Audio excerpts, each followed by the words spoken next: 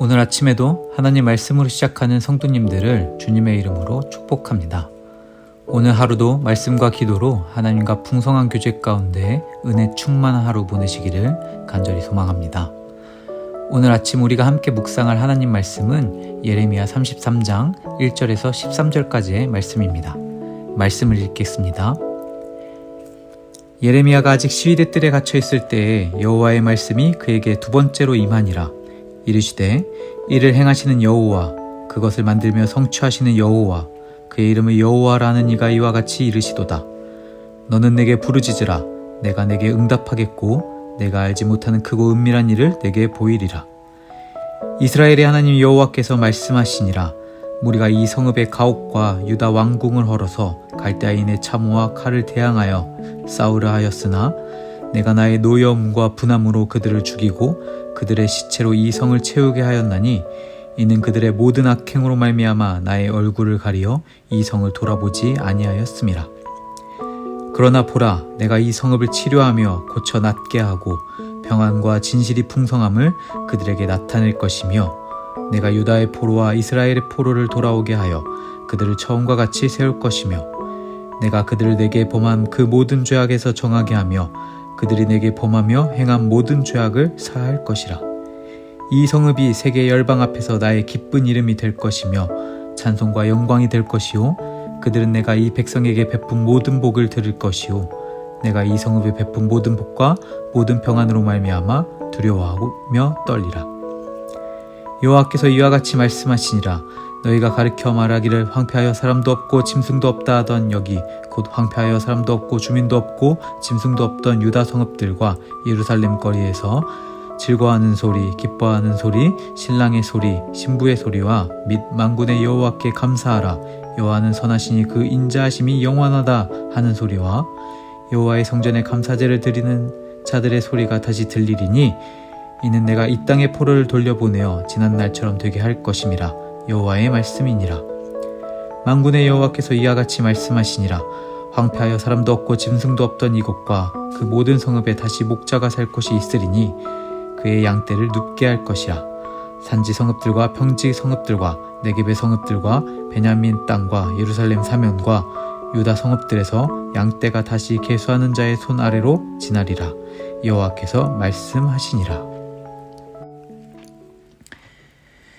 예레미야 30장에서 33장은 예레미야서의 중심이 되는 부분입니다. 바벨론 유배 생활 이후에 유다 백성들에게 주어지는 위대한 구원의 약속을 드러내고 있습니다. 그중 33장은 그 결론부로 하나님이 계획하신 유다의 회복과 포로로 잡혀가는 심판의 때 이후에 오는 그 소망의 약속들을 담아 희망과 회복의 주제를 발전시켜서 보여주고 있습니다.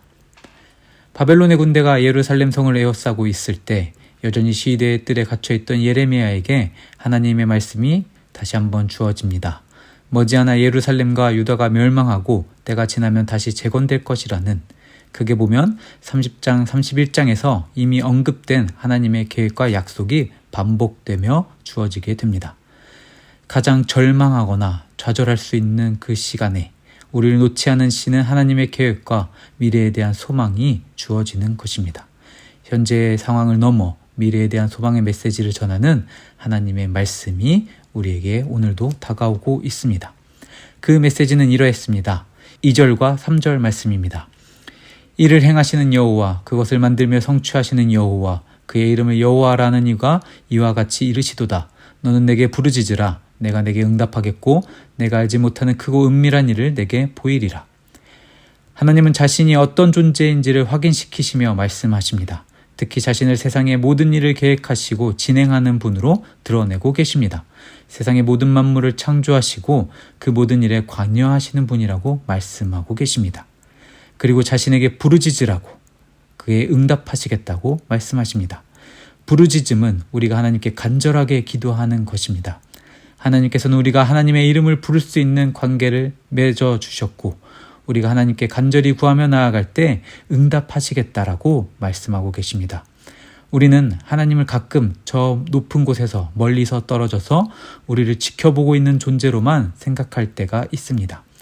하지만 하나님은 멀리 계시지 않고 지금도 우리 곁에 함께 하고 계십니다. 우리와 아버지와 자녀의 관계를 맺으시고 우리를 돌보시며 우리의 예배와 기도와 간구를 들으시는 분이십니다.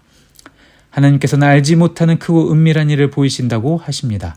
알지 못하는 크고 은밀한 일은 인간의 생각으로는 감히 상상도 못할 일, 우리의 상식과 편견을 뛰어넘는 방법으로 일하신다는 것을 의미합니다. 역사적으로 볼 때 하나님께서 바벨론에 잡혀 포로 생활을 하던 유다 백성들을 이방왕 고레스를 통해서 다시 예루살렘으로 돌아오게 하신 것은 그야말로 당시 누구도 생각하지 못한 방법이었습니다. 하나님께서 우리가 하나님께 간절히 기도하며 응답해 주시지만 우리가 구한 것을 그대로 응답하시는 것이 아니라 하나님의 계획하심에 따라 우리에게 가장 알맞은 때와 방법으로 응답하시는 것입니다. 우리는 하나님의 일하심을 우리의 생각과 상식 안에 가둬두려는 경향이 있습니다. 그러나 하나님께서는 전지전능하신 분이시고 피조물인 인간이 생각할 수 없는 방법으로도 일하시는 분이십니다. 그렇기 때문에 이건 안 되겠지, 저건 절대 불가능해, 아무리 기도해도 응답해 주시지 않는 것 같아 라는 생각은 버려야 할 것입니다. 하나님을 믿지 않는 자들이 하나님께 돌아오는 역사와 우리 가정의 신앙의 회복, 그리고 우리의 건강의 회복, 자녀들의 미래와 같이 우리가 기도하고 있는 것들을 포기하지 않고 끝까지 구할 때 하나님께서는 하나님의 방법으로 반드시 응답하실 것입니다. 4절 이후부에서는 다시 하나님의 일하시는 방법이 나타납니다.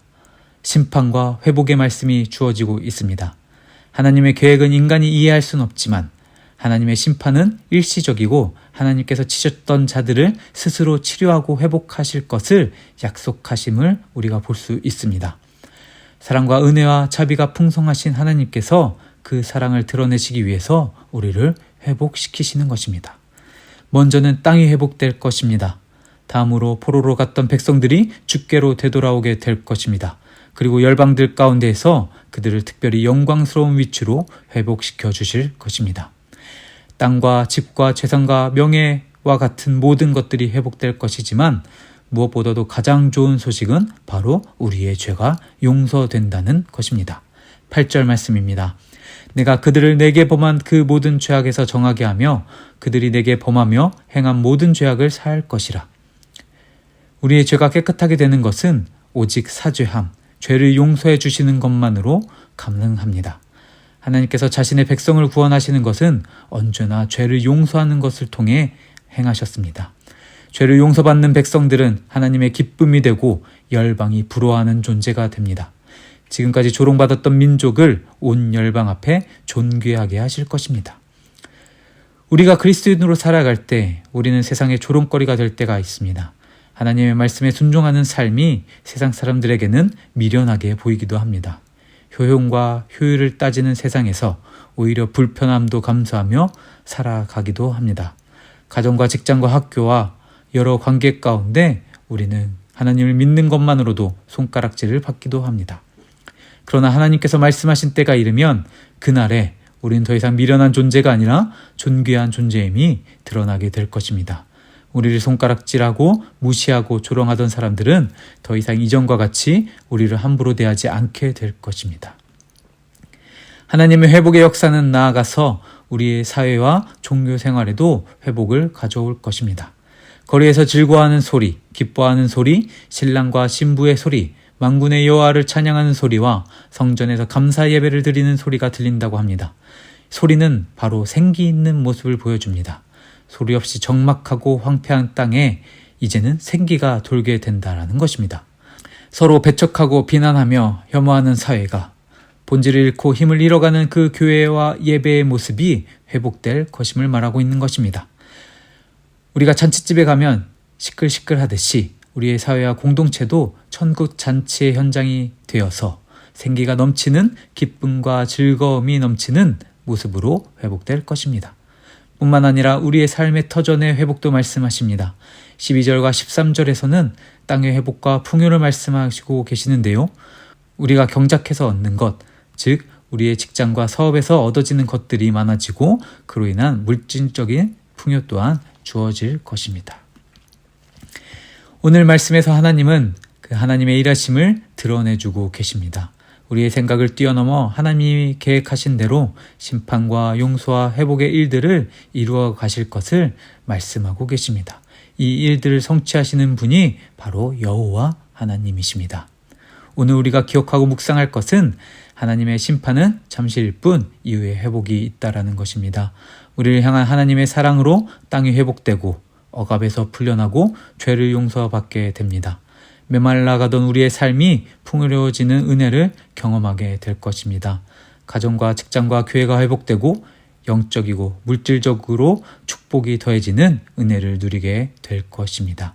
이러한 완전한 평화와 기쁨과 만족이 넘치는 때가 우리에게 약속되어져 있습니다. 그리고 그 약속을 이루시는 분은 바로 이를 행하시는 여호와 하나님, 모든 계획을 성취하시는 하나님이십니다.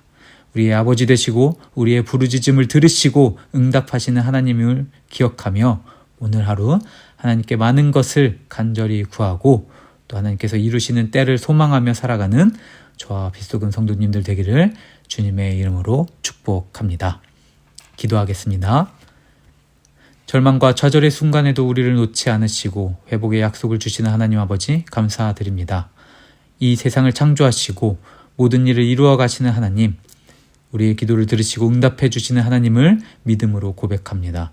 우리의 생각을 넘어 계획하신 바를 성취하시는 하나님의 능력을 신뢰하며 언제나 우리와 함께 하심을 우리가 높이며 나아갑니다. 우리 죄를 용서하시고 회복을 약속하신 것처럼 우리의 삶의 모든 영역이 주님의 은혜로 회복되고 풍요로워지기를 기도합니다. 하나님의 때와 방법으로 우리의 간구에 응답하시고 우리의 모든 필요를 채워주실 줄 믿습니다. 특별히 우리 빛소금 성도님들의 가정과 직장과 속해 있는 모든 공동체 가운데 회복의 은혜, 풍요의 은혜가 부어지기를 소망합니다. 그때가 우리에게 올 날을 소망하며 오늘 하루도 주님께 간절히 구하며 주님의 일하심을 누리며 살아가는 우리 모두가 되도록 주님 인도하여 주시옵소서.